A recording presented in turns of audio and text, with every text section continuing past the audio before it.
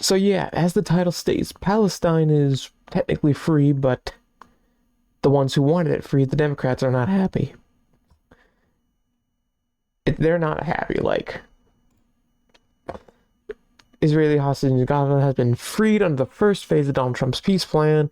Yada yada yada. Everything news has been blowing up, and on Truth Social, a lot of people talking. Mostly the people in the Middle East around. Where was it? Did they refresh it? Said something about Netanyahu and the Prime Minister of Egypt wanting to nominate Trump for the Nobel Peace Prize. Here's nope. Because Norwegian Nobel Socialist snubs Trump give prize to eco-extremist economist. Yeah, that was terrible. But yeah, they are not happy. Let's look that. Actually, no, I want to. Let's look this up.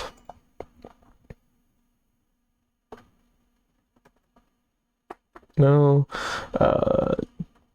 Democrats not happy with Gaza Peace Deal. I don't have any podcast people. No one? We're just gonna have to settle with Fox News, I guess.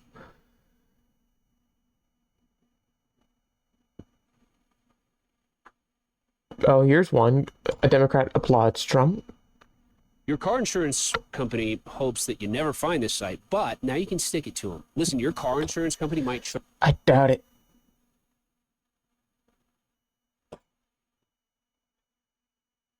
This always happens whenever I have a live stream. Gonna watch it on my phone for a little bit.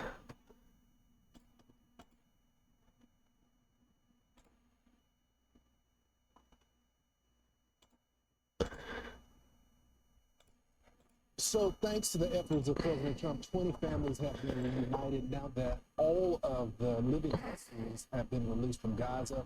And now peace in the Middle East is closer than it has been for decades. Joining us now is one of the Democrats applauding the president for this accomplishment in New Jersey, Congressman Josh Gottheimer. Congressman, thanks so much for joining the program this morning. Good to see you. Thanks for having me. So you, like many other Americans, just not Americans, folks all over the world, are applauding the president for this peace agreement. What's your reaction? All right. Yesterday was a very emotional day, as you know, and I'm sure, like so many people, watching the videos of parents and loved ones hugging their family members that they're not seeing them for more than 2 years. Josh what was happening? Gottheimer. Day in and day out after the October 7th massacre and what happened, not just on that day, but how Hamas treated the hostages after that. So seeing them It is nice to see them home, finally. They look terrible, though. It's sad. Never given up. Congressman, I think you have great instincts. You're part of the Problem Solvers Caucus. You're always trying to work across the other side of the aisle. What do you say to some of the Democrats that left the president out of the congratulations, even some taking credit for it, saying this was a Biden proposal? You also have... Biden was the one who let the war start. Loved ones. Hakeem Jeffries, I'm so relieved and thankful to see the remaining living hostages are now home with their loved ones. You better thank Trump for that. Nancy Pelosi, the ceasefire between Israel and Hamas and the release of all hostages gives hope for what comes next after unbearable suffering. Hopefully you thanked Trump for that. You probably didn't. Today we welcome the long overdue release of 20 remaining Israelis. Out of all these people, I believe Bernie Sanders would be the one that's most likely to thank Trump, but he won't. They all won't. And now for Pocahontas. Today is a good day. Surviving Israeli hostages are finally home and reuniting with their loved ones. I hope you thank Trump for that, but sadly you won't. Nancy Pelosi, the ceasefire between Israel and Hamas, and the release of all the It was a good thing he did. comes next after unbearable suffering. Of course, Bernie Sanders said today we welcome the long overdue release of all 20 remaining hostages, Israelis held by Hamas, and the freeing of almost. Why do the Democrats look like they use pictures of themselves from like 20 to 30 years ago when they were a bit younger? I mean, look at Nancy Pelosi's. That looks demonic. She's looking at my soul right now. I don't like that. Thank goodness for. What's your advice for them? Well, I can't speak for my colleagues, but I can speak for myself. I know what I believe, which was yesterday was... For a second, I thought that little tag thing at the top right was a chat. Happened here from New Jersey. Don Alexander was 21, who the president helped free with his team. So, we should give credit where it's due, and this is not a partisan thing. We should all be very proud as Americans of our leadership and what got done thanks to us. And also, by the way, I'm one of these people, I'm sure you'd agree, that we should give credit to everybody. And so 100 hostages were released in the last administration. We should give credit to them, too. And everybody, this is 100 hostages were released since then. Oh, no, I got a kick bot. One of those things where everybody who... Now, so wait, the 3 to 4 people who were watching me are kick bots and kick and twitch bots? Keeping Hamas's feet to the fire. Because we still have to get out. That is terrible. We released 20 hostages yesterday, but there's 24 more hostages who we believe are no longer alive, whose remains are in Gaza. We have to hold them accountable until we get every single one out, so that these families can have closure. I don't think they're going to get the bodies. They're going to do something terrible to the bodies. Despite Trump's warning, they're going to do something terrible to the bodies, going to cause everything to go down. I mean, like... They're already doing this. Let's watch this. Asmongold, one of my favorite streamers. This might be a big surprise, but even after the ceasefire was started in Gaza, that doesn't matter because the people that are going out, here we go, Hamas holding public executions. Can you believe, wait a minute, guys, can you believe that the terrorists are killing people? I can't believe it. Not even 6 days. Deceased hostages identified. It's 23, 26, 20, 35. Everyone here, except for 2 of them, are military aged. Are they going after... I'm not assuming anything, though. It's just interesting. I mean, they don't discriminate. They just go after women and children as well, but... Are they systematically trying to take out people who could pose as a threat to them? But the bodies of 21 people, including 2 American citizens, are still in Hamas hands. And President Trump is demanding the terrorists. Somebody in not Hamas, Asmongold's chat just said hot girl voice when the woman started to talk. What insanity. The president writing on Truth Social, all 20 hostages are back and feeling as good as can be expected. A big burden has been lifted, but the job is not done. The dead have not been returned as promised. Phase 2 begins right now. What is phase 2? I want to know. Former IDF spokesperson. From what Trump has been doing the last couple of days. And now, senior what kind of lip is that? Anyways, from what Trump's been doing, we will not know until he's done it. And he joins me now. Lieutenant Colonel, thank you so much for being here. We understand that you're sitting in front of the work near Oz, which is the site of such devastation and destruction at the hands of Hamas on October 7th. And because Hamas has not released all 2 Twitch bots and myself. Gaza and decided not to reopen the Rafah border crossing. So with that in mind, do you believe that this ceasefire will hold? No. It's not going to hold. You don't negotiate with terrorists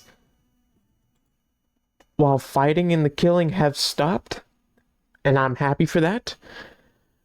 I do not believe we should negotiate with terrorists. I mean, we have the Navy SEALs, we have Special Forces. Why don't we just send those guys in? If we have American hostages there, why don't we send those guys in? precise mission. Hamas wouldn't even know they were there until it's too late. If somebody can please enlighten me on why we couldn't do this, please tell me. I might just have to go search for it. Thank you for having me on. Just following on the previous item, as an Israeli civilian, I would strongly endorse that effort by Speaker Johnson on behalf of millions of Israelis, ordinary Hamas people. are shooting splinter groups and rivals who are trying to take over from them? Yeah, because they're a terrorist occupying force. That's what they did in Syria. They definitely believe that President Trump should be rewarded that prize and many others, because what we enjoyed 2 days ago was getting our brothers and sisters back. That was a tremendous achievement, and we're now in a ceasefire. That would not have happened without President Trump and his team. We understand that, we recognize it, and I hope that the truth and justice will be served and President Trump will be awarded that. Now to the situation on the ground, I think we are at the first test of how strong the metal is in terms of Israel and the U.S., and Hamas is testing the waters here. They're trying to... They're not testing the waters. They're jumping right in. They're jumping right in. They're trying to see how far they can push the line by throwing it. Not to release all the bodies of the hostages. Israel so far has responded very softly. Israel threatened not to open Rafah, but actually the latest news... I wouldn't really trust everything this guy's saying. He used to be an IDF spokesperson. It's hard to say. I wouldn't listen to what he's saying as an objective testimony.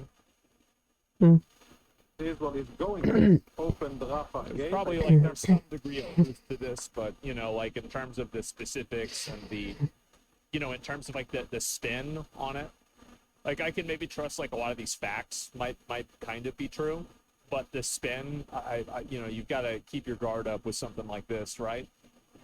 Under American guidance and pressure. Just about being smart, because you know? I don't think that Israel wants to really disrupt the ceasefire quite yet. What Hamas is doing is playing for time, and I think that President Trump's tweet saying that, you know, I'm not going to tolerate any games is exactly the type of leadership that is needed, because if Hamas, if they're given an inch, they will take the whole yard, and they will... He's right about that. You have to deal Where with terrorists like they're terrorists. Where does Asman find all these videos? They're very interesting. You can't talk to these people or deal Or with is it that people Or is it that he just makes them interesting? like you would be negotiating, like, you know, buying a car. That's what I think. You don't negotiate with terrorists. Stage, and they will try You to eliminate them. make an inevitable situation where they are the facto rulers on the ground. And that cannot be allowed to happen if we want peace and if we want And something that's the positive. problem. That's why they want the war to continue. It's because right now they're living high on the hog. They're the leaders. Everybody is listening to them. They're controlling the area. They have a lot of power and authority. Dang, even one of the bots left. When it comes to the area, the people are able to vote and choose for a peaceful rule. Well, their, you know, reign is going to be over. They're not going to be able to do that anymore. So of course they're not going to want to have the peace happen, because then peace means that they no longer have power. This is the same reason why, like, fundamentally, Yes. is the genesis of their power and is the genesis of their control and influence. I would just that just makes me wonder if the Muslims get what they wish for and they take over the whole world and there's no one left to fight, what do they do then? What does their religion do then? I wonder. Because they they can't go on a day without thinking of who can I kill. Not every Muslim, you know the ones I'm talking about, the ones that act violently. If you're a Muslim and you don't act violently, then I'm not talking to you. I'm talking to the ones who would think about attacking someone just for not being a Muslim. This is on a fundamental... What would they do if there was nothing left to fight? Why weirdos on the internet like SJW, like fucking constantly hyper-offended virtue signalers are never happy, is because by being happy, they effectively cede their power. They're saying, well, I'm happy now, so you don't have to pay attention to me anymore. Their entire power structure is wielded through grievance. And this is fundamentally, it's a very different concept, but it's the same idea. It's a different methodology, but it's the same idea. That's it. Right, Arab, Turks don't want peace, they want to kill and occupy. There's plenty of countries that are Arab countries that don't have this bullshit. All of the other Arab countries even agree that they don't want this bullshit. Some of them do. Some of them do. I think Lebanon now, since Hezbollah's been destroyed, I hope they turn around for the best. I think Jordan is lightening up. Turkey is wanting to take over Syria. They've been throwing a lot of influence down there. You need to make video content, but don't want to rely on 1,000 other people? Then check out Riverside. First up. Let's see, Saudi Arabia, I don't know much about it. Qatar, I know, is secretly funding Hamas. And if not, they are secretly hiding the Hamas leaders there. Iran, we all know Iran.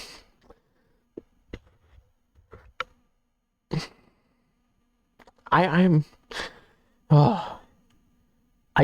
think I just need to do my own.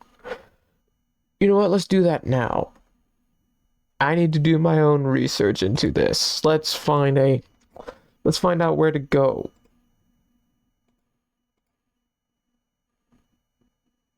Oh dear.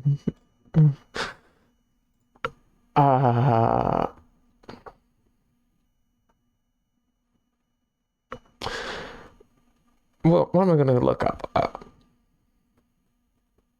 Middle East relations articles 2025.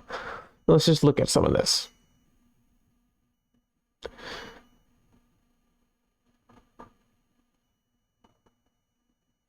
Let's find something.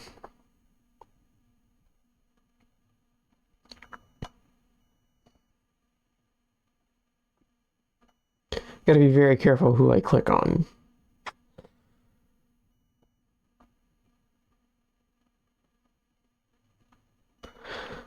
Let's see the latest one, 21 hours ago. A guide to the Gaza Peace Deal. Let's see who these people support. Who is this by? Mario Ferragamo. Last updated October 15th, yesterday. Alright, a long-awaited ceasefire between Israel and Hamas is finally underway, though tensions are already taking root. Already. An end to the conflicts is still up in the air, with all the old obstacles remaining in Trump's 20-point roadmap to peace. Let's see. Officials from more than 20 countries gathered in Sharm el-Sheikh, Egypt, on Monday to discuss a path towards peace and the reconstruction of Gaza. Trump's going to turn it into a resort. 5-star hotels and everything.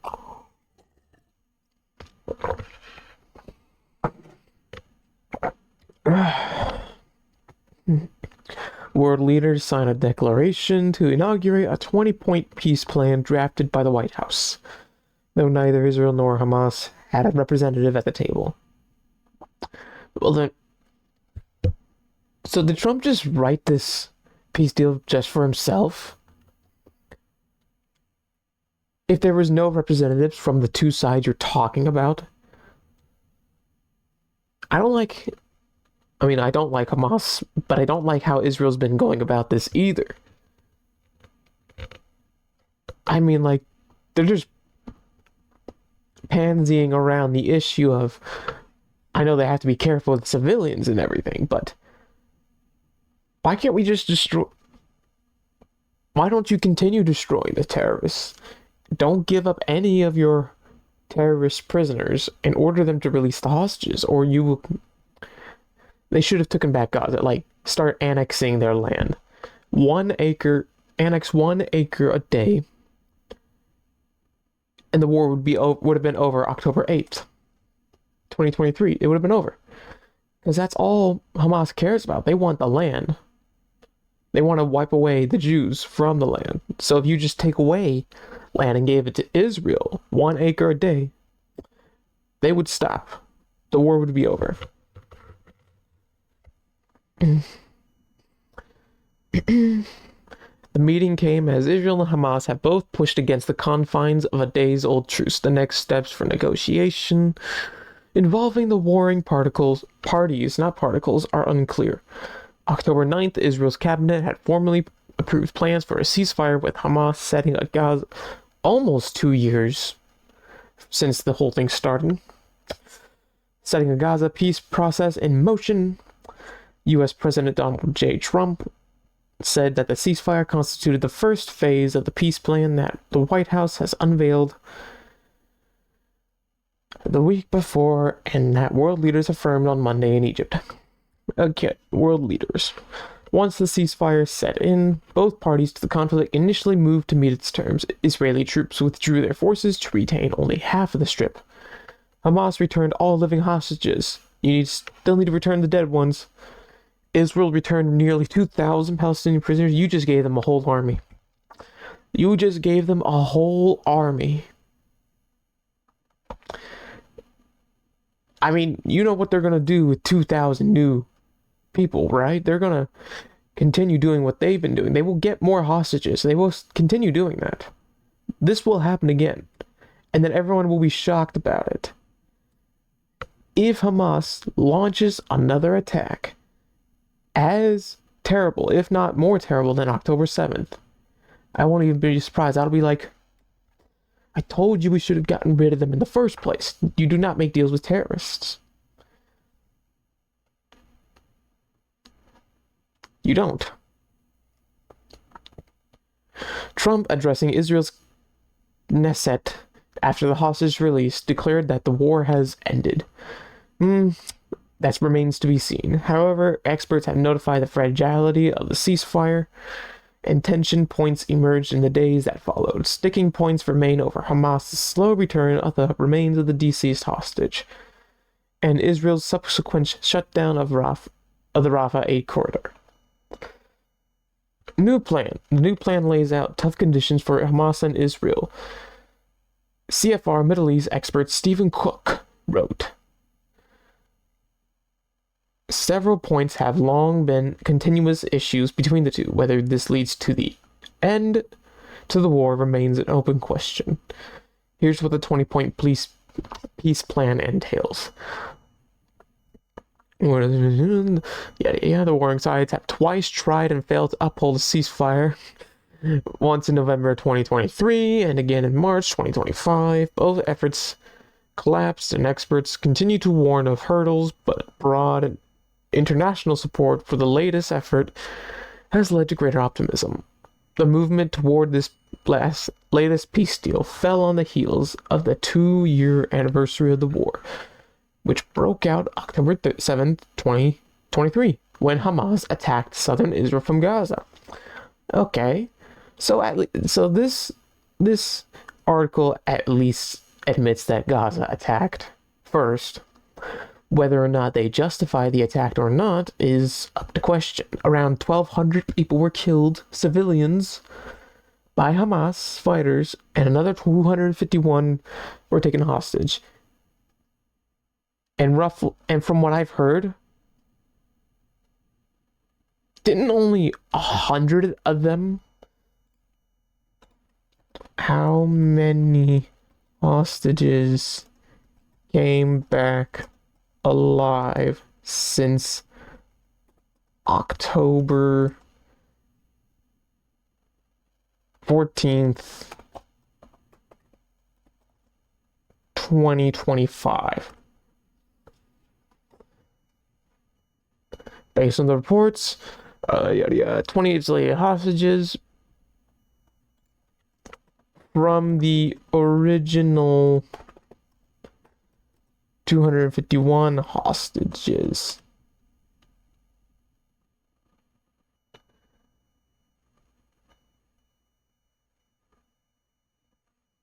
October 13th, part of the...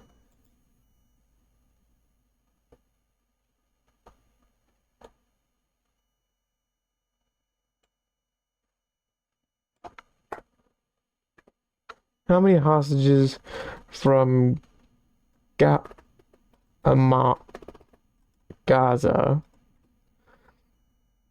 How many came back alive? Only out of the 251 people, 166 came back alive, either through release or rescue operations.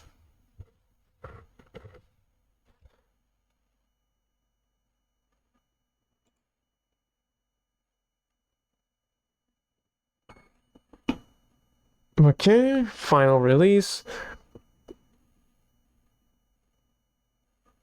The remaining 85 were confirmed killed in captivity or during the October 7th attack. And I can guarantee you, if they do release the hostages, they will celebrate over it.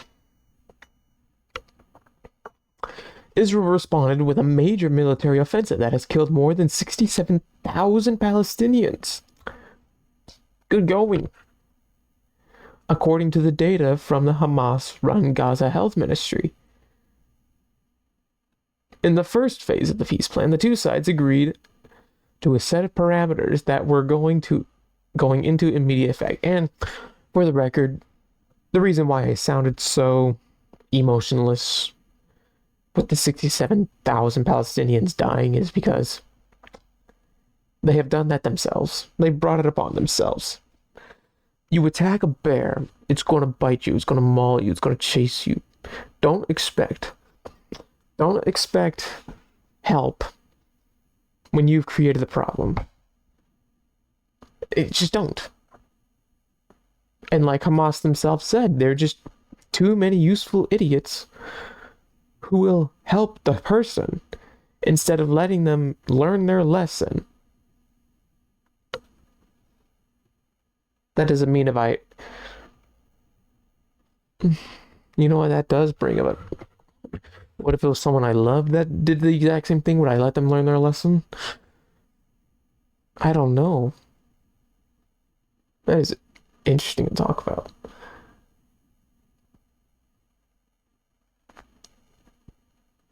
Maybe it's because I care about my family more than a bunch of terrorists who don't give a dang about the entire world.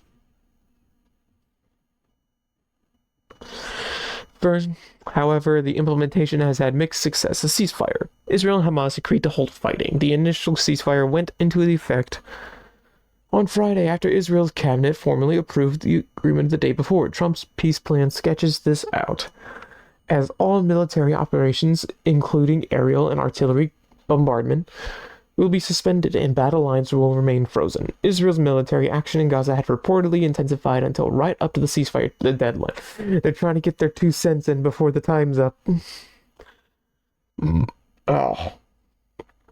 Terrible.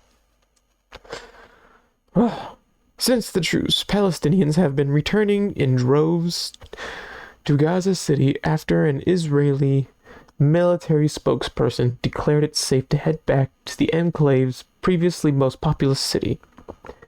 Hamas reportedly had begun mobilizing thousands of security forces to reassert control over the areas of Gaza recently vacated by Israeli troops. You're not supposed to do that. That's not part of the peace treaty. Hamas was supposed to surrender. No more power to Hamas. That's not part of the treaty.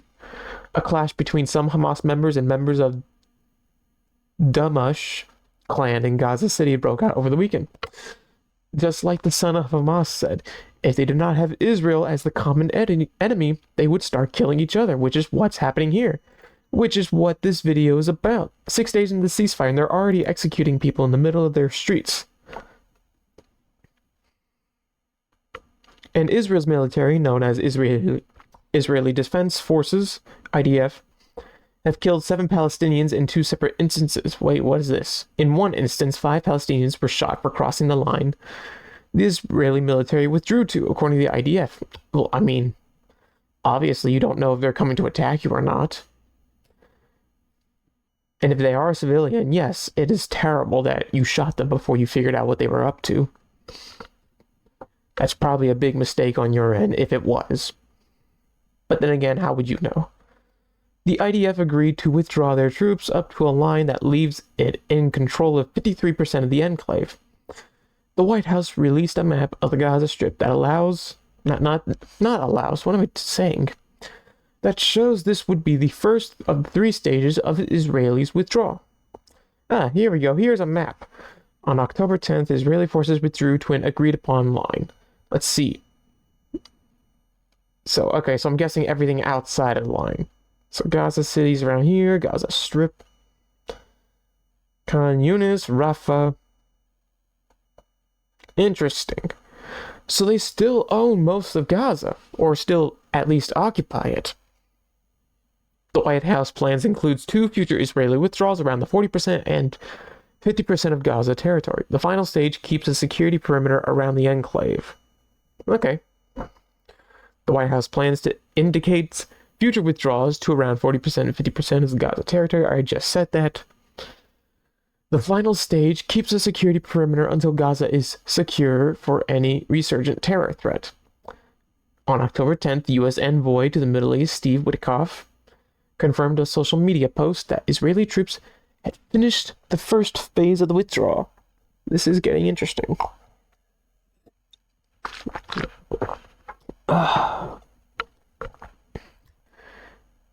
Taking a toll on my voice. Haven't been talking for a long time. Hostage and prisoner release. Hamas agreed to return the last 20 living and 28 deceased hostages from those it had taken from October 2023 within 72 hours of the IDF withdrawal. And how long ago did they withdraw the IDF? It says October 10th. 72 hours is 3 days. It's been 3 days. It's October 16th. Where are the dead hostages? Where are they? They're still in Gaza. In exchange, Israel agreed to release 250 Palestinian prisoners serving life sentences and 1,700 other Gazan detainees, and the bodies of 15 Palestinians for deceased hostage it received. What in tarnation? You're giving away an army to them. They're going to use all 1,700 of those to kill you.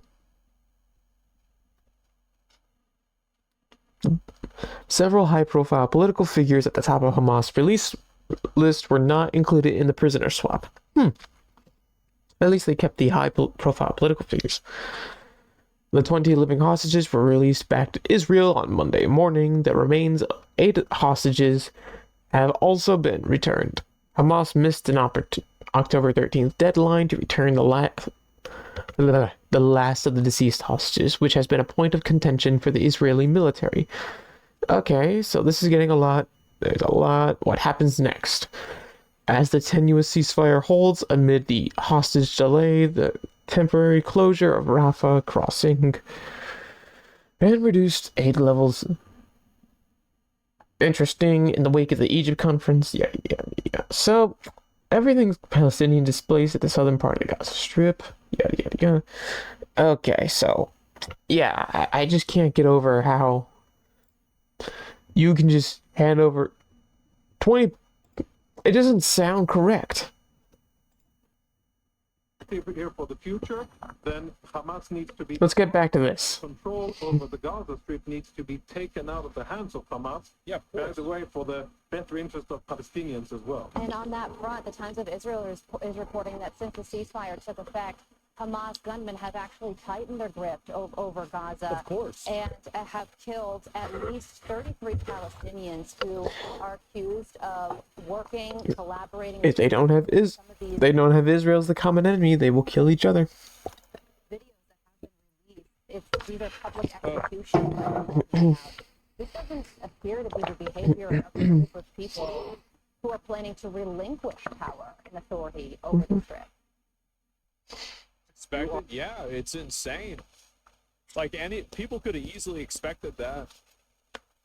Are 100% correct. What Hamas is doing is settling scores. It isn't against people that have cooperated with Israel. It's against various critics in Gaza. It's People against they don't people. like.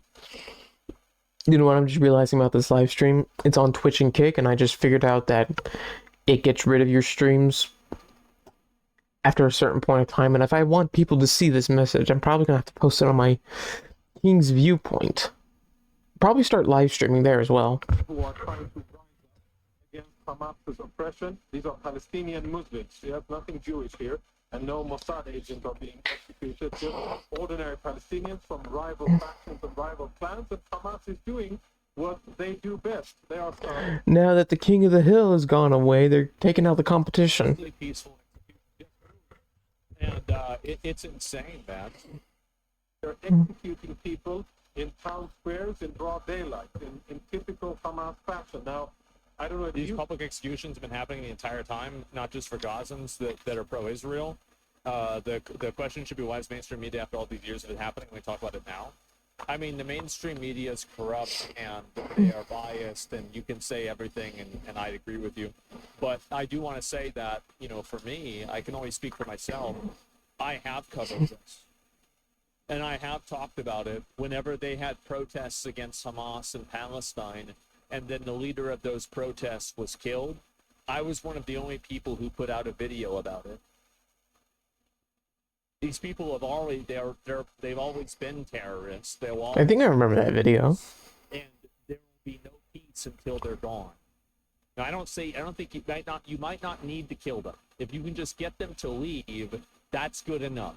And I think that really, if you take a militarian approach, maybe that will save more lives. But one way or another, they can't be there. Seen it on other According to you, it's obvious. It's obvious. Need to be exterminated. His chat's getting wild out here, but I can't blame them. For the UPF flipback software networks. I have not seen this. Yeah, his chat's going wild. Hamas wants a forever war. Hamas has to go, not Hassan. We've already covered Hassan last week, or the week before. No, last week. If it's not news because it's not Israel's. Leave where? No one wants them? Yeah. Hamas is not looking like an organization. Israel needs to be able to do the job. Yes, totally. To President Trump, and they're not looking as if they're going to hand over peacefully the control over the Gaza Strip. That spells trouble for the continuation of this deal. I hope that Qatar, Egypt, and Turkey, the main three sponsors of Hamas, will be told by whoever needs to. Wait a minute. Wait. Will be Egypt and Turkey. Continuation of this deal. I hope that Qatar, Egypt, and Turkey, the main three sponsors of Hamas, will be. You're forgetting Iran. They're the ones who funded. They were the ones who funded Hamas. Told by whoever needs to tell them that the time for games and the time for this type of behavior is long gone. Hamas has lost, and they must concede. I hope that will happen for the interest. Well, that's the reason. I think that's the smartest thing about, I think, the way that Trump approached this is that he approached it with the backing of a lot of the other Middle Eastern countries. So they can't claim that this is somehow like just Israel that's against them. This has been an agreement that a lot of other people have also been involved with as well. And so now it puts them in opposition with everybody else also. Well, in the short time we have remaining, a big question for you, because these Hamas terror tunnels are another major issue, and the eradication of them is part of the 20-point plan. Logistically, though, Lieutenant Colonel, how do you do that? It'll take a long time, lots of effort, lots of explosives, and lots of soldiers that do it. This is not something that is going to be done in a short time. Imagine if a contractor was given the assignment of demolishing the New York City metro or subway system. That's the scope of what we're talking about here. These are hundreds of miles of tunnels. It's going to take time. Yeah. I hope that it'll be done in the most peaceful and benign way without involving any other casualties. But I fear... How do you fit hundreds of miles of tunnels into a Gaza Strip like that? It can be done in a peaceful way. If not, then it'll have to be done in a different way, which I hope that we can prevent. Lieutenant Colonel Jonathan Farkas, we appreciate your time this morning. Thank you so much for joining us. Thank you very much. And there it is. And I don't know how anybody would support that. There's what is it here? A video of Hamas executing civilians on the street of Gaza after the peace deal. Yeah, they're psycho terrorists. I mean, like I don't know why anybody wouldn't have expected that. Like it's so obvious that's what's going on. It's so obvious that's what they are. People think that it's not happening. Is this the same? Yeah, this is the other one right here. And obviously it's going to happen. It shows who they are. They're cannibalizing their own people. They've always been doing that. They use them as human shields. They kill them when they fight back. This is a complete military like control. Like it's a military occupation by a terrorist group. Yeah. This is the reason why, and I hope you guys seeing this now can see the reason why I've been very empathetic I'll towards, still like the actual need to look up something. citizens. Is that they're like this is happening to them in their own backyard. Like not only are they dealing with like the existential problem of Israel or the United States helping Israel. I'm gonna look up something for this video later because it's not gonna be around forever on Twitch and Kick.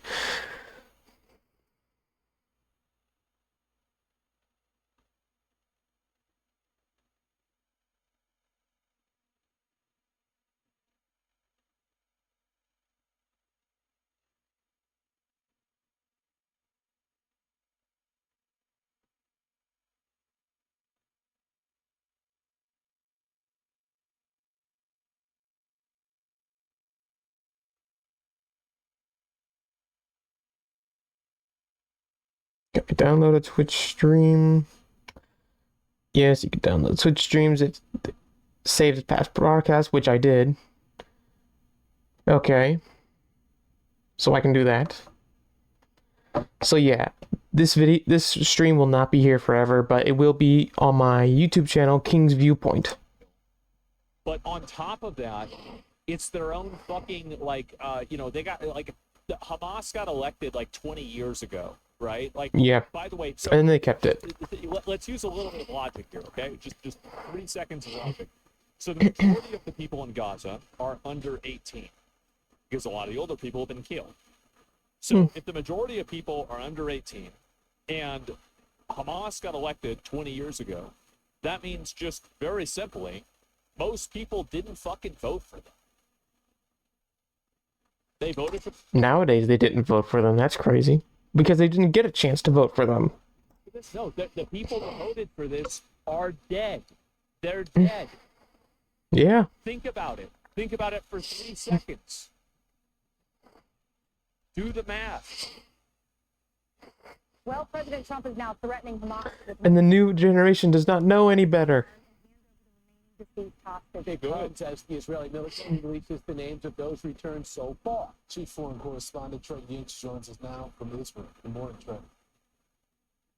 Yeah, hey, Lawrence, good morning. Overnight, Hamas released the bodies of 3 additional hostages. Where's the 28? In Hamas. My point is that Hamas does not represent the will of the Palestinian people, and it hasn't for a very long time. I think that Hamas, their main goal and priority is proliferating and continuing their own power structure rather than any sort of benefit for the people that live there. I think that they use the benefit, they will use this as a political tool, but their real goal is to maintain power inside of that environment. That is their prime directive. Everything else is subservient to that directive. Yeah. And once they take over the Gaza Strip, they will want to take over more stuff. Like, let's say that's why they went into Israel on October 7th. They wanted to take over Israel. So they went and did I think the second most terrible terrorist attack on any civilian population. The first one was still 9/11. 2,000 people died, I believe, on 9/11. You're being naive. I'm being naive by thinking that the people that are in charge of this are actually just power-hungry psychopaths that are killing anybody that disagrees with them. After we've seen videos of them being power-hungry psychopaths that kill people that disagree with them. Yes. Captivity stands at 21. The release of these Hamas sounds just like the liberals over here in America. The only difference is they're not afraid to use their guns. Bodies may be a Well, then again, that difference is quickly going away with the latest leftist attacks on American cities. I'll cover that in a future live stream. We're entering into phase 2 of the agreement. Regional media reports that Egyptian teams will enter Gaza to help Hamas locate the remains. One of the bodies that was released earlier this week was that of Yossi Sharabi. His brother Eli was held hostage for nearly 500 days. He spoke last hour with Fox and Friends, saying, I hope he's with the Lord. It was a mixed feeling for our family. We got closer with Yossi's body after 2 years. Very sad closure, but it gave us the opportunity to have a great run. Yeah, it's awful. It sucks. I mean, especially with the Gaza and all those people. They're arguing a little bit naive about population support. Well, I mean, like, so if the population of Palestine supported Hamas, that would not change my viewpoint on it, because the population of Palestine, there's two reasons why. It's still Gaza.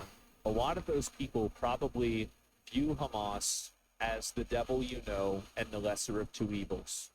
They probably don't like Hamas, but they dislike Israel more. So they accept Hamas's tyrannical and abusive behavior because they consider it better than Israel, because Israel is a foreign occupying force and Hamas is a domestic occupying force. So both are bad, but one is the lesser evil. Yeah. For one. The second Yeah, Israel's the less. really care because the people that are supporting them, if they openly state that they don't support them, they could be killed. So I think that any sort of polling or opinion, survey or anything like that, whenever you're asking somebody a question that if one of the answers could lead to your death, I don't think that you're really going to get a very accurate sample size.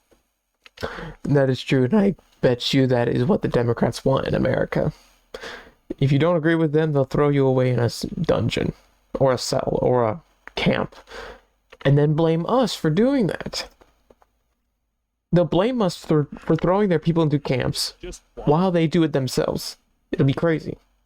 Like, I don't know why, like, how could somebody not think like this? It's common sense that obviously whenever you have an occupying force that will kill you if you go against them, you're going to have a lot of people saying that they're not going against them. How could you possibly think otherwise?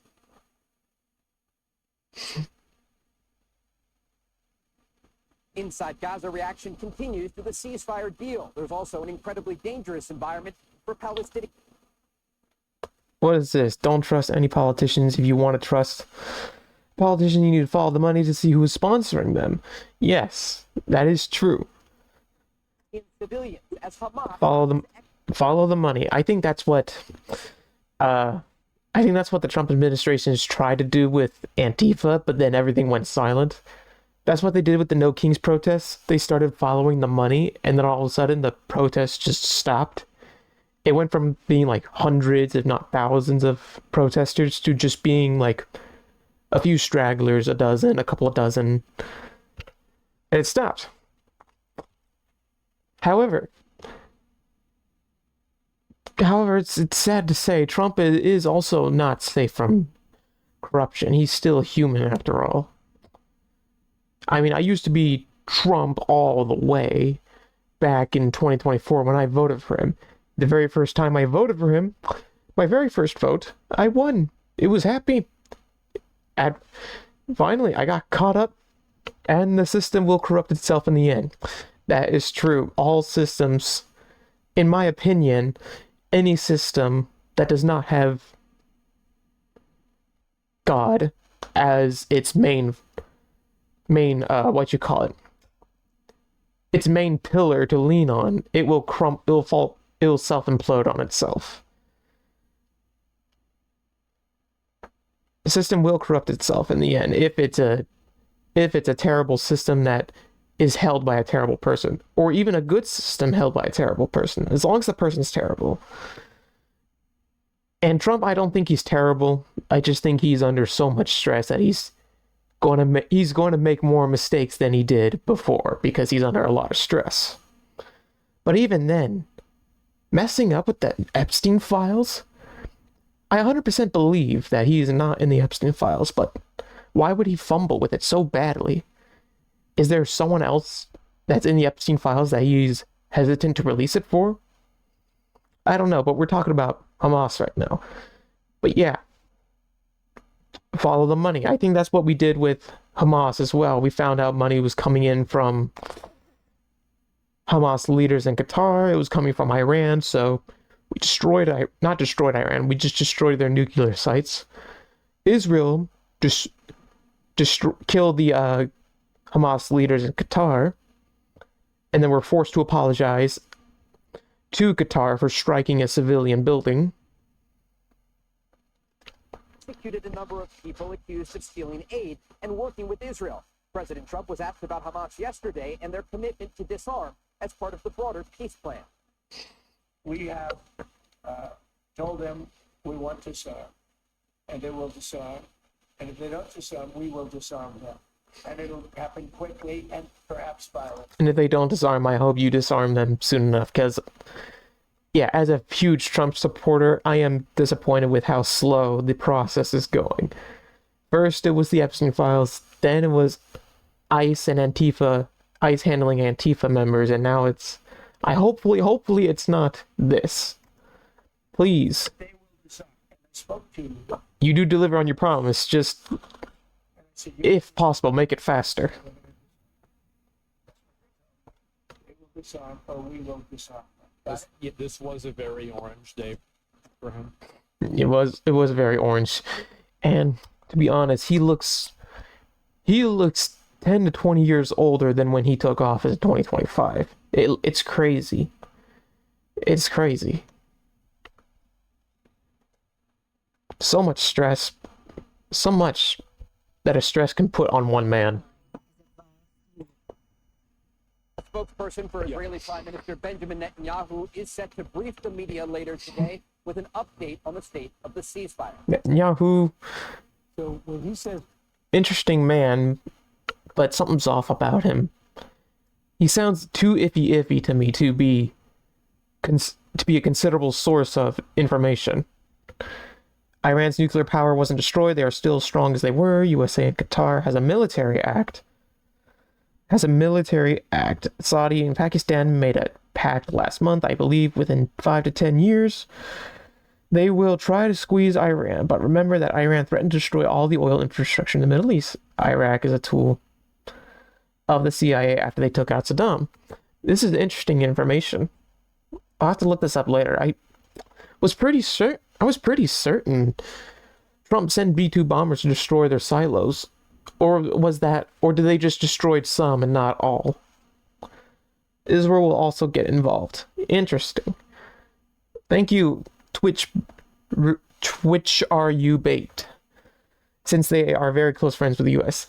Thank you for all this information. I'll have to look this up later to see what this is. You know what? Let's try looking that up right now. Let's see what this is about. Iran's nuclear power wasn't destroyed. Yeah. USA and Qatar military act. You know what? Let's look up the Saudi and Pakistan pact last month. Let's see. Saudi and Pakistan pact in recent months. Is it here? In September 2025, Saudi Arabia and Pakistan signed a strategic mutual defense agreement, which formalizes their long-standing security relationship, while the pact echoes NATO's Article 5 by stating that an attack on one will be considered an attack on both, not all, since it's only two. It is viewed by analysts as a symbolic move to strengthen their partnership. Venezuela is a hotspot in South America. They will squeeze this country within the same time frame, 5 to 10 years. USA, Russia, and China will be in the shadows on this one. Possibly. Quite possibly. This is a Twitch Your Bait seems to be a treasure trove of information. Gonna need to do a lot of search. just gotta go on working in Venezuela. I would say that was correct if I trust CIA more often. As I commented in a video on one of Asmongold's little clip videos when talking about Hassan Piker zapping his dog and how the internet, people watching it, were able to figure out everything about this shock collar, who sells it, what type of collar it is. And I'm like, so I commented on one of his videos saying, when a doggo gets zapped, the internet people become more efficient than the CIA looking for the 300,000 missing children. So and everyone agreed with me on that. Or even through in the FBI. So I don't necessarily trust the FBI. If they're really as great as many people, as secretive and as widespread as people say they are, every person has their own FBI agent. Wouldn't they have found the children by now? I mean, since Trump came back to office, they found some of the children, but not all of them. Yeah. But yeah, terrorists all over the world, Venezuela, Hamas, and even in our own country, as Antifa is now labeled a terrorist group.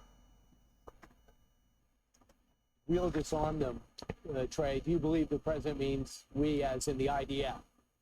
He doesn't plan on sending American troops in there to disarm. Of course not. No, they're just going to empower Israel to do it. Why the fuck would we send people in there? Right. My sense is in the region right now is anything is possible if the ceasefire doesn't move. Send American troops in there. Nobody's going to support forward, but it's tough to get ahead of what we know right now. The current plan, as laid out by the president in this 20 American troops would be a bit unnecessary. Hamas lay down their arms, the leadership leave. We need them here. And some Hamas members who commit to a peaceful future for the enclave be granted amnesty. And so it's somebody brought up a good point. He could just fly a B-52 over the area. Just fly it over Hamas. Doesn't drop anything. Maybe have it drop confetti. Just let them know. That might scare them enough. Yeah. That would be. If they do not, have it drop Trump 2028 hats. Oh, that would get the Democrats really riled up. We'll go back to war against the terrorist organization. The question now is what this timeline will look like, understanding that these images we see from inside Gaza show Hamas taking back to the streets of the enclave and executing their opponents. Trey, isn't it fair to say it's hard to rebuild Gaza? It's hard to give food and water and other resources if you have a terrorist organization that's running the street. No one wants to go in there if that happens. Right? Obviously. To be honest, even if people gave water and supplies to the to Palestinian people, it's never going to reach them. Hamas is just going to steal it. They're just going to do that. That's why I don't donate to charities. I just don't know where my money is going for certainty unless I'm watching it. Only for it to end up into a greedy millionaire's pocket who's abusing the charity system for his own advantage. Absolutely, and that's why this broader peace plan presented by the Americans does two things. First, it has an international stabilization force. Other countries will be committing soldiers to help stabilize the situation inside Gaza. And second, there will be an influx of aid to the enclave as broader coalitions of countries, including Israel and the United States, work to usher in a technocratic government for the Gaza Strip, a more moderate government that is focused on rebuilding and focused on prosperity for the Palestinian people rather than war and trying to fight Israel. And so if these things move forward as planned, it would give an opportunity to the Palestinian people in Gaza to stay there while rebuilding efforts are underway. But you would have to have that moderate government in place to ensure that an organization like Hamas isn't stealing the resources, digging tunnels, and creating terrorism. Yeah, obviously. And somebody in chat, these are... The Venezuela reserve is ranked 4th in the world. Venezuela has found probably the most oil in the world since 2000. Possibly. No wonders why USA and their allies like Saudi, Israel, and Qatar is bullying Iran and Venezuela when their friends in Russia with Russia and, when their friends is Russia and China. Yeah. Yeah, I mean, yes, Iran does threaten Israel on the constantly that they will destroy them. Therefore, sometimes Israel fights back to stop them. But the one time Trump strikes a peace deal between Israel and Iran, 12 hours, boys, 12 hours, with the terrible Trump accent, just behave for the next 12 hours, and I promise you, this peace deal will be worth it. And then Israel's like, quick, we got 12 more hours, launch everything we have. And then they do it.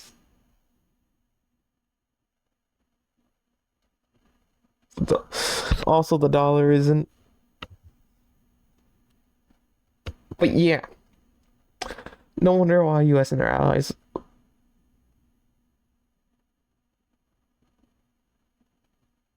My bad, I'm writing a longer text. Okay. It's alright. It's alright. Also, the dollar isn't. Is what? Is a what? Is a what? Thank you for watching this stream. I'm gonna. Somebody in chat is asking the question, why are you watching Zionist But yeah. propaganda? What about... But yeah, Venezuela is probably found the most oil. I don't know a lot. To be honest, I don't know a lot about the oil in South America. Honestly, never thought about it. I always thought oil came from the Caucasus or the Middle Eastern area, because that's where, throughout history, that's from what I've learned, that's where most, if not all, the oil comes from. Then again, I'm just starting getting into the geopolitical industry. I might need to do more research and more reading on my own time. This do you think is propaganda? You take your time, Twitch, Rubate. What is it? Take your time with messaging. I want to know. What part of this do you think is problematic? Who's the Palestinian Authority on all this, Mark? What part of this do you think is problematic? Zionist propaganda. Sometimes you need to watch the propaganda in order to discern, in order to find out what lies they're telling, so you can prepare the truth to counter that lie. That's what I did my last stream. I watched Hassan Piker. I just watched his video and prepared myself for whatever lies might come or for whatever truths might surprise me. But apparently no truths came around except for mutual agreements. Also, the dollar isn't being used much anymore as a reserve currency. The gold is being used more and more as a reserve currency. Yeah, Fort Knox can determine that. USA as a great power is going down, and each great nation has a lifespan of about 253. Yeah, that is true throughout history. How many years has USA existed? Roughly 200 years. What happens when a great power falls? We get war in the wake of the fall. People are not aware of what direction the world is heading because people are focused on the small things. True, BRICS has taken BRICS and their friends. BRICS. Forgive me, I do not know what BRICS is. BRICS. It's a group of major emerging economies whose name is an acronym: Brazil, Russia, India, China, South Africa. An interesting combo. The group has extended significantly, adding Egypt, Ethiopia, Indonesia, Iran, and the UAE in this recent year. Oof. That is... Economically, I don't think they're economically a threat to USA. If we have... I mean, as history has shown, whenever the US has a Republican president within the recent years, we've always had good economies. Granted, this economy under Trump's second term is taking longer to repair than before. But if we get Vance as our next president for the next 8 years, once in 2028, and then after his 8 years, we get another 8-year Republican president, These guys are not going to be a threat. They're not. We would have more money than them combined. And more military might, with Russia proving its military ineptitude in Ukraine. And if China threatening to invade Taiwan was to invade Taiwan, I think a certain situation would happen. The same situation would happen that is happening in Russia and Ukraine. So, yeah, unless something terrible happens and the USA collapses in on itself,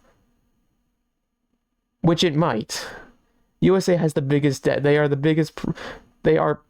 are problems with inflation. Who owns the biggest part of debt? China does. That is very true. And it's taking a long time to pay off that. If we do have trillions of dollars to spend, why don't we spend it on the debt though? Why don't we spend it on the debt? What happened to my... Oh, thank goodness. Okay. Let's see. US debt clock. This was an interesting little website. How much debt is there? $37 trillion in debt. Oh, what's this? U.S. federal tax review of the income tax, payroll tax, corporate tax, and excise tax. So, yeah, this tells you a lot about everything. State debt, world debt clocks. Let's see the world debts. USA, GDP grosses per year. I don't want to say anything because I might sound stupid if I try to give my opinion on how to fix the American debt. They're just hiding it, debts and inflation. Now the trade war with China in the form of terrorists. There's a claim that USA might have to put themselves in a financial regression to save their economy. I'm going to be honest here. You know a lot. You probably know a lot about this more than I do. I will have to do my own research, which I will be able to do. But I'm wondering if the GDP grows, if this is the amount of money the US makes in a year, and this is the national debt, why can't we just like put a percentage of the GDP away into and put it towards the national debt? Like, we have so much money going into the military, and while yes, when you're going up against the world, you would need to be on top. What's this? Japan is also most likely ending up in financial regression, which means that they would force their financial institutions to sell off foreign assets to invest in the Japanese economy and assets like Toyota, Sony, etc. Sell them off to America, I guess. I am getting a very, very intuitive political economic lesson from my viewer. Thank you for that. But yeah, USA has a terrible debt and a lot of numbers. Mortgage loan calculator. What is this? Loan amount. Interesting. Load term. Yada, yada, yada. I will have to figure out. You know what? I think I should just spend a stream where I just go around. Oh, hey, they added something new. The Doge clock. The Government Efficiency Advisory Commission. The real-time savings objective from reducing government waste, fraud, and abuse. USA is in desperate need of uranium for their energy and for weapons. How many nuclear plants does USA have? How many nuclear plants does Russia and China and those have? Kazakhstan is one of the biggest producers of uranium, and they sell to China. Let's see that. You know what? Let's go back to the BRICS. How many nuclear power plants does the US own? 54 operating power plants. And now let's see.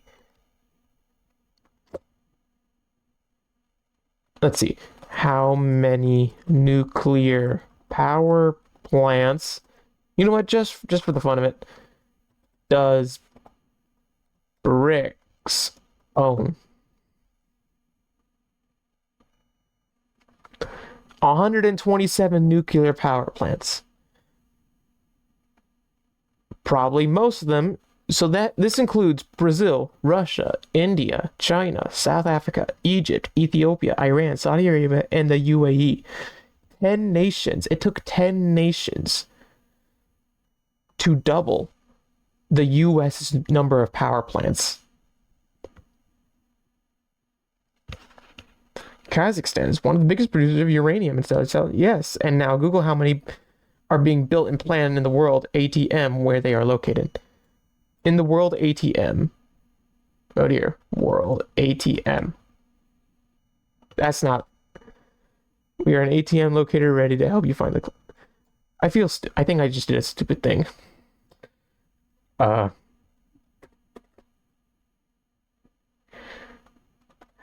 many power plant? Yeah, I was stupid. ATM means at the moment. Plants are being. Let's see if this works. Being built in the world at the moment. Let's just see. There's no single number of all power plants that's built. Give me a best estimated guess. 61 nuclear reactors under construction, and primarily in China. Good grief. Other energy sources have different construction trends. China saw a 10-year high in coal plant production. Where was I? Coal plant production. Construction, not production, construction in 2024. While the US and other countries are planning new gas-fired plants, though completion rates can be low. Nuclear, approximately 61, most of them being in China. Okay, so I can kind of see how many US power plants are being built. 468 gigawatts of new power, but how many are being built? Solar, wind, but how many? Oh, I should have just put in.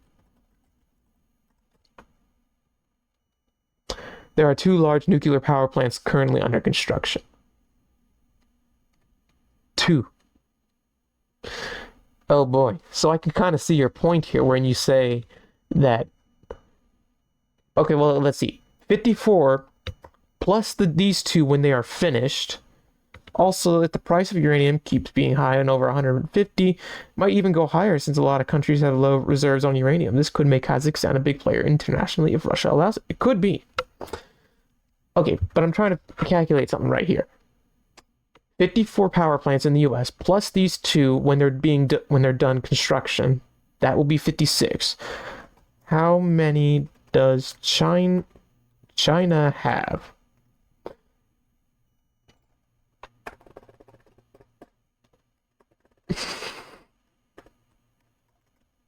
They have 1.6 billion power plants, everyone.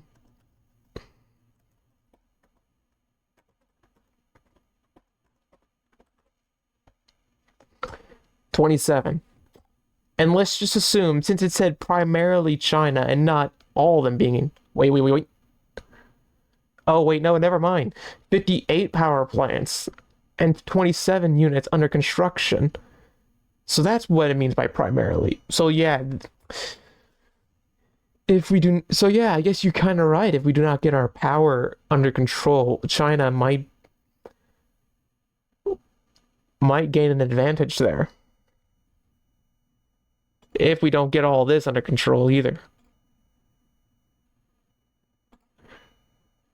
A very interesting topic I went on. We go from talking about why we're not even talking about. Supposed to talk about how the Democrats are not happy that Palestine's been free, and now we've gone on to the U.S.'s financial and energy crisis. This is quite an interesting turn. How much power and energy does AI and tech sector need? This means that China could win the race in the long run. They could. I don't think AI needs that much power. How much power does an AI data center use? Let's just do with what it says. Small to medium. Okay.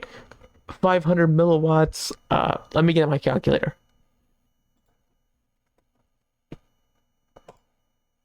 Calculator, I need you. Power. What? You don't show me? Oh, that's all you have in power? How am I supposed to know?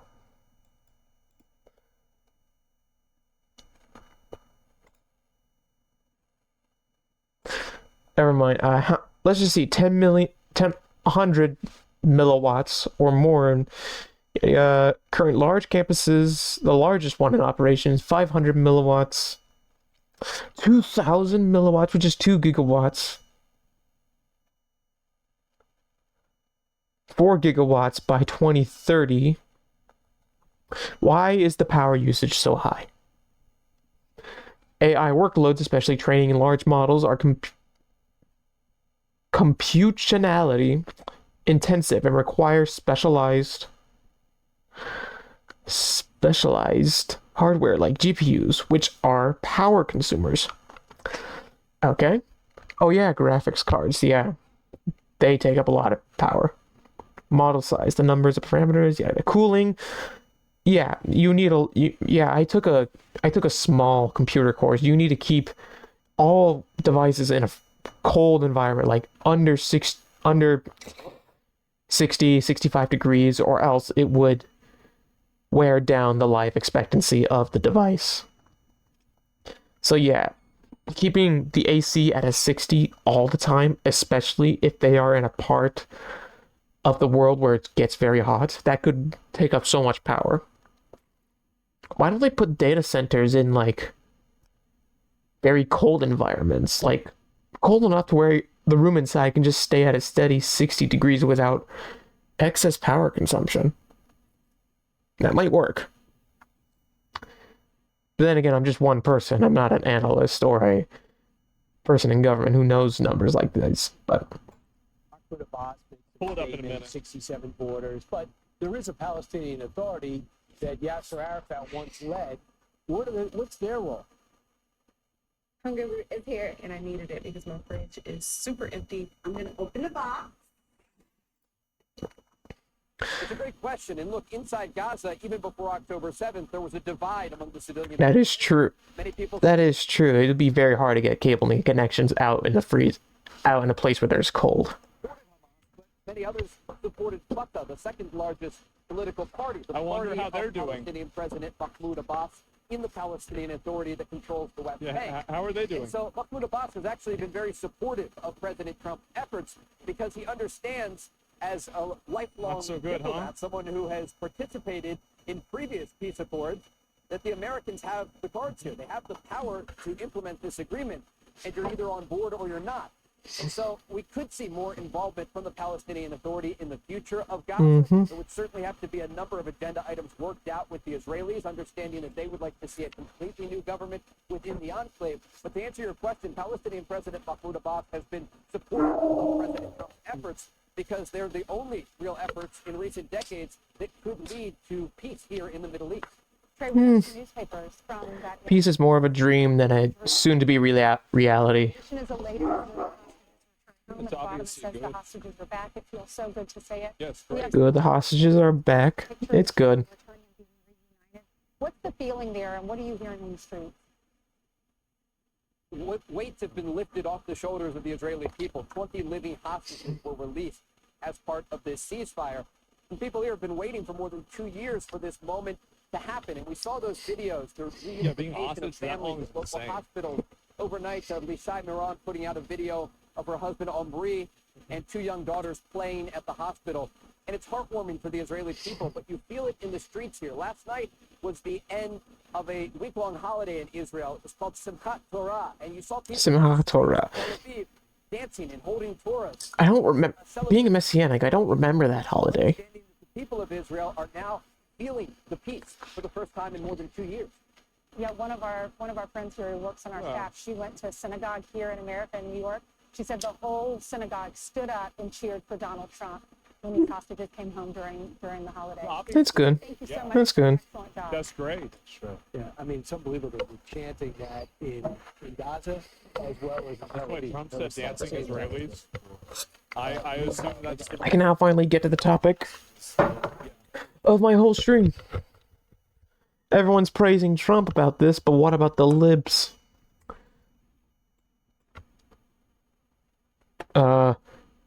Democrats reacting to Gaza Peace Deal. Let's look on X, Twitter, whatever. Okay, why aren't you celebrating? Justin, Trump says that if Hamas continues killing people, we will go in and kill them. If Hamas continues to kill people in Gaza, which is, yeah, we will go kill them, of course. Trump secures Gaza ceasefire. Liberals are losing it as their own Democrat officials give President Trump major credit. Hold on. Where were all the reports saying that?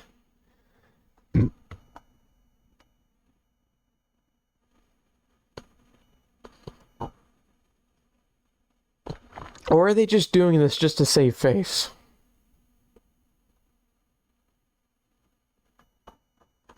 Because there was one video I saw about from Asmongold.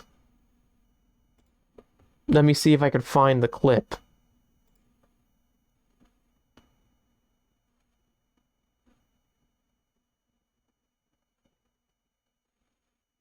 Don't think I could find the clip. You know what? Pro-Palestine supporters upset about Gaza Peace Deal. Peace deal proves pro-Palestine protests were about killing Jews. The peace deal proved that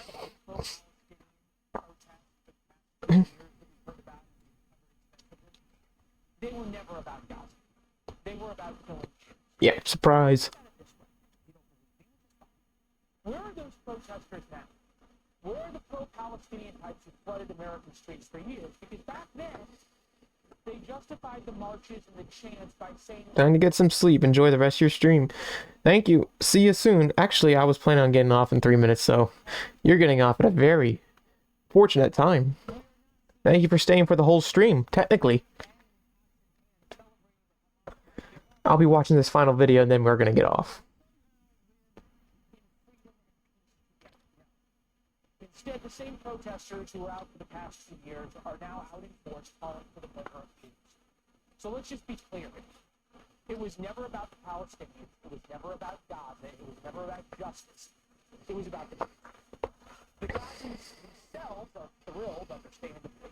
The aid is flowing in a shocking turn of events. Remember how there was all sorts of suffering and famine inside Gaza? Well, now the UN reports they have enough food to feed everyone for months. Interesting.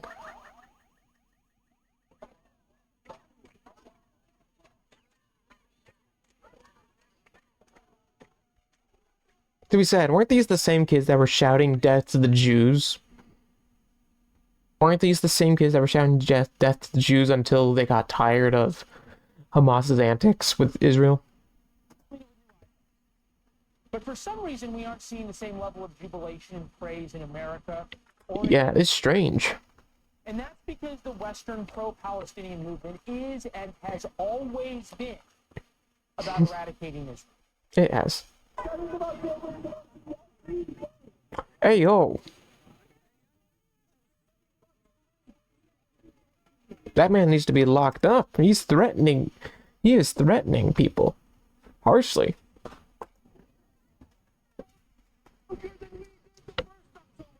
The same way we're very comfortable accepting that Nazis don't deserve to live, fascists don't deserve to live, racists don't deserve to live, Zionists, they shouldn't live in this world.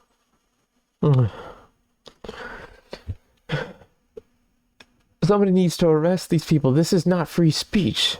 This is threatening people. We don't need to leave people on the streets who are publicly threatening everyone.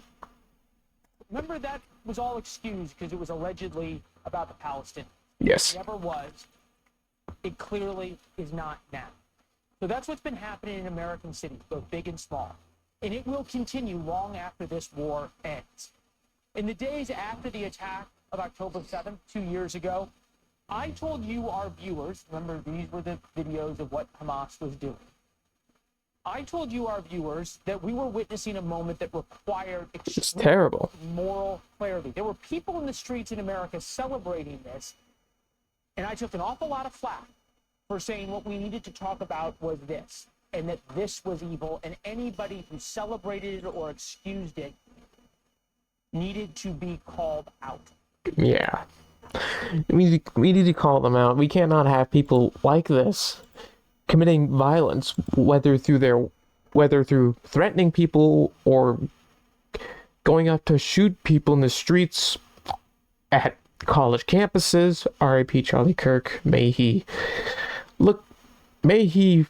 feast with Jesus until his return.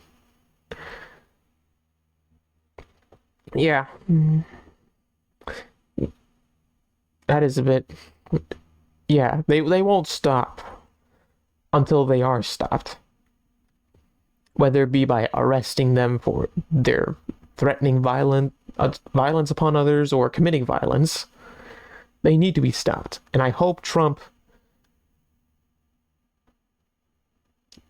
I think Trump just took off one kid glove and is still dealing with these Antifa members with the other glove. He needs to take both of them off and start arresting these people for threatening the public's safety. And then our problem would go away. Well, I mean, the problem of Antifa would go away. We still have so much more, like Twitch Rube just says. There's a lot of corruption that happens, a lot of economic troubles, energy crises that need to be fixed. But for this Antifa and Palestine protesters, I think for this problem, the simple solution is to arrest them when they make violent threats or commit actions on those threats. So thank you for watching this stream. To all of those in the end, if you're on YouTube, leave a like, subscribe, share, and if you're on Twitch, follow me on Twitch. Let's get up to 25 subscribers, since that is the max I start becoming a Twitch creator for. Then follow me on Kick if you're watching this on Kick. And I shall see you everyone else later. Farewell.